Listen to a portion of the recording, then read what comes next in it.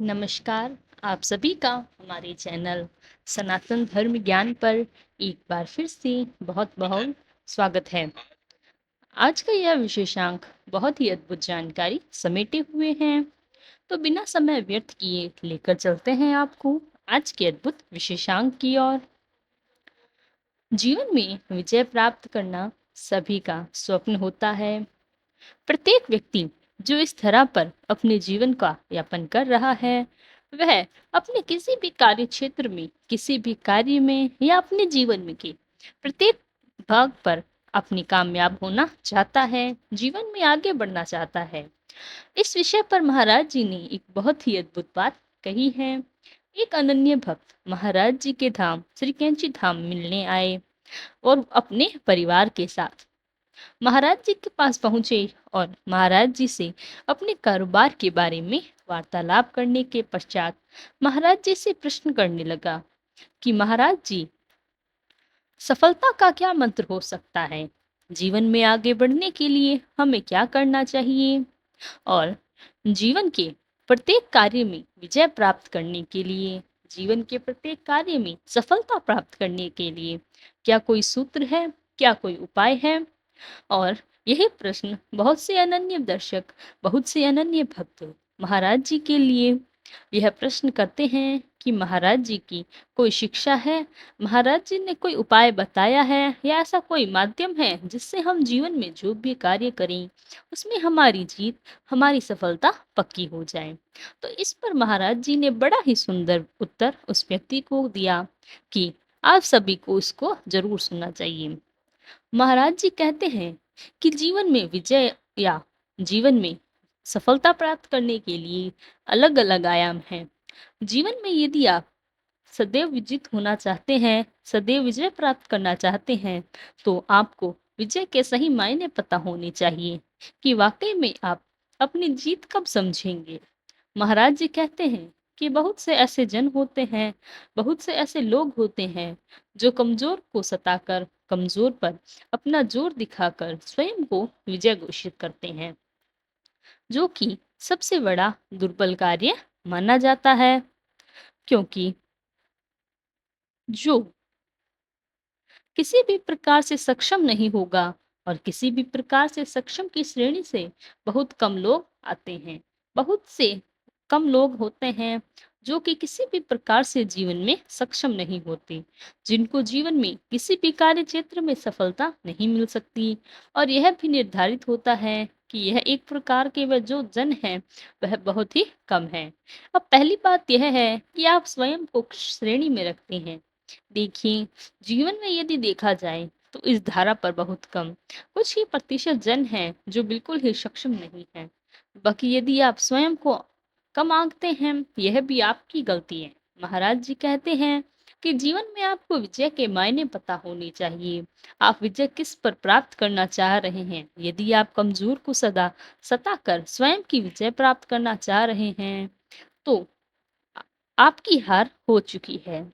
जब आपने स्वयं की तुलना एक ऐसे व्यक्ति से की, या एक ऐसे जन से की, या किसी भी ऐसे समाज में, किसी भी एक श्रेणी में अपनी आपकी तुलना जिस पर माफ कीजिएगा, आपने तुलना जिस पर आप विजय प्राप्त करना चाह रहे हैं, तो दुर्बल पर जो पहले से ही डरा हुआ है, ऐसे व्यक्ति पर विजय प्राप्त करने का कोई मन ही नहीं है, कोई उसका अर्थ ही नहीं है।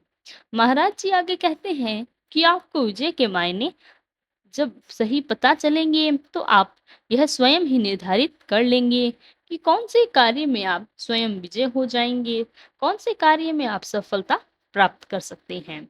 तो पहली बात महाराज जी कहते हैं कि कभी भी दुर्बल पर आपको विजय प्राप्त नहीं करनी, आपको अपनी तुलना स्वयं से करनी चाहिए। बहुत से जन हैं जो अपनी तुलना करते हैं, तो तुलना करना बहुत गलत बात है। यदि आप भी ऐसे ही इस श्रेणी में आते हैं, स्वयं को कम आंकते हैं, तो आज से ही अपने आप को कम आंकना बंद कर दीजिए। हमें किसी भी प्रकार से अधिकार नहीं है हम किसी के साथ अपनी तुलना करें, क्योंकि प्रत्येक मनुष्य बुद्धि से, अपने विचारों से सबसे अलग होता है।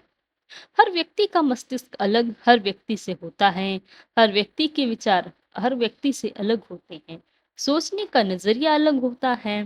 तो इसीलिए हम स्वयं को कभी भी किसी के साथ तुलना नहीं कर सकते। यदि आप जीवन में तुलना करने चाहते हैं, तो स्वयं के साथ तुलना कीजिए, स्वयं के साथ एक होड़ रखिए जीवन में आगे बढ़ने की। महाराज जी यही कहते हैं। देखिए, महाराज जी ने छोटी सी बात कही है, जीत के मायने आपको पता होने चाहिए। तो इसका सीधा सीधा आशय यही है कि जीवन में तुलना करना आज से अभी से छोड़िए। तुलना करने की वजह स्वयं में आप एक जीवन में लक्ष्य निर्धारित करिए, और आपका लक्ष्य आप तक ही सीमित होना चाहिए।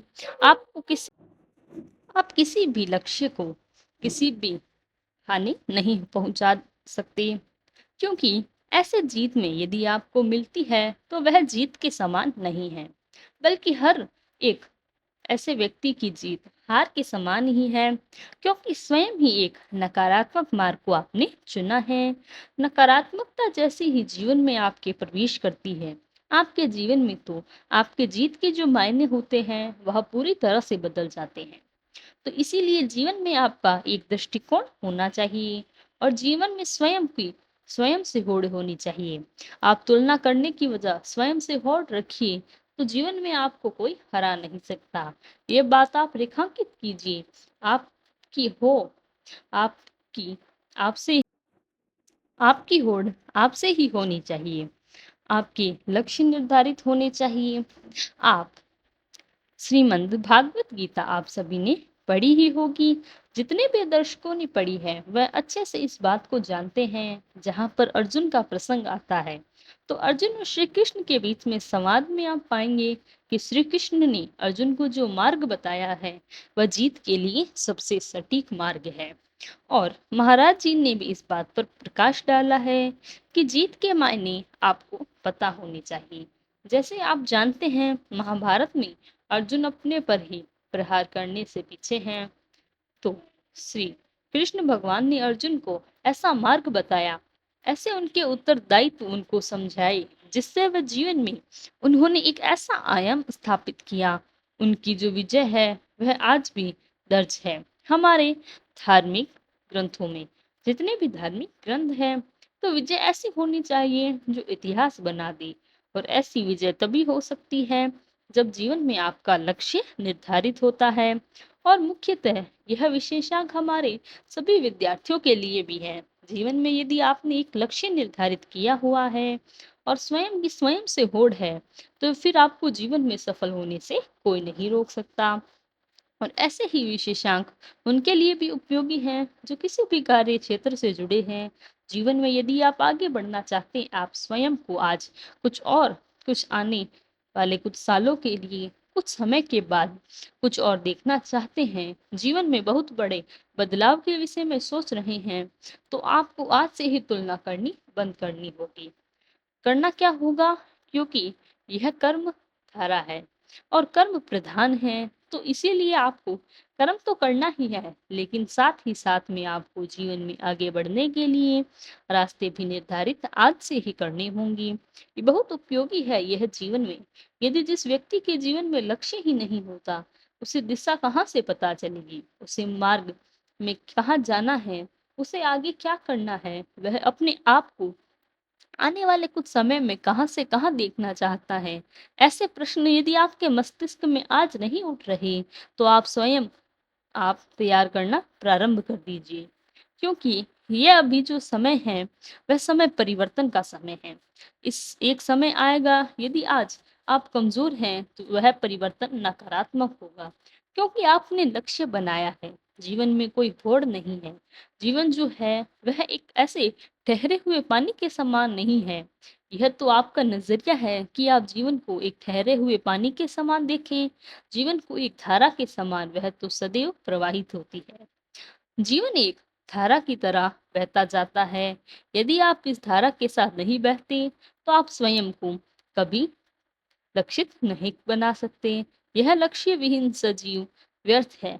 तो इसीलिए स्वयं को जगाइए और जीवन में एक लक्ष्य बनाइए। विजय प्राप्त करने के लिए सबसे पहले लक्ष्य निर्धारित होना चाहिए। यदि जिसको लक्ष्य दिख रहा है, जिस व्यक्ति को अपने लक्ष्य दिख रहा है, उसने स्वयं को एक घर में बना लिया है, स्वयं में एक ऐसा युद्ध छेड़ दिया है कि नहीं, जीवन में ऐसा नहीं रहना, जीवन में कुछ आगे बढ़ना है। तो इस प्रकार के प्रश्न आपके मस्तिष्क में चलते रहने चाहिए। यदि ऐसे प्रश्न आपके मस्तिष्क में चल रहे हैं, आपका एक लक्ष्य निर्धारित हुआ है आपके द्वारा और जीवन में आपको कोई फर्क नहीं पड़ता कि बाकी जन क्या कर रहे हैं। आपका जीवन अब कैसा है, आने वाले समय में आप कैसा देखना चाहते हैं, इस प्रकार के प्रश्न यदि मस्तिष्क में चल रहे हैं, तो समझ जाइएगा कि नई दिशा आपने पकड़ ली है। यही दिशा आपको जीवन में आपके लक्ष्य तक पहुंचाएगी और कामयाबी निरंतर आपके जीवन में बढ़ती रहेगी। विजय रथ जो होता है, जैसे कि आप जानते ही हैं, जैसे चक्रवर्ती राजा होते थे पहले के समय में, जिनका विजय रथ एक जगह से दूसरे जगह बढ़ते बढ़ते कितने ही राज्यों को जीत लेता था। तो ऐसे ही जीवन में आपको चक्रवर्ती रथ पर चलना चाहिए। जब आप जिस भी कार्य में हाथ डाले हुए हैं, कार्य विजयवान ही हुआ हो, ऊर्जावान हो जाएं, आपकी कीर्ति, आपका यश, आपका चारों ओर दिशाओं में फैल जाए। जीवन में ऐसा कुछ करिए जो आपका जीवन निश्चित तौर पर धन्य रहेगा। आप एक नया इतिहास लिखेंगे, अपने नाम का, अपने परिवार का, अपने कुल का और अपना नाम रोशन करेंगे। अपने गुरुजनों का, ईश्वर की कृपा सदैव वैसे ही आप पर न्योछावर होती है। तो यह था हमारा आज का विशेषांक। आशा करते हैं कि आज का विशेषांक आपको महत्वपूर्ण जानकारी प्रदान की होगी। मिलते हैं अगले क्रमांक में। तब तक के लिए जय गुरुदेव, जय श्री राम। और वीडियो अच्छी लगे तो लाइक, कमेंट, शेयर, चैनल को सब्सक्राइब करना ना भूलें। तब तक के लिए धन्यवाद।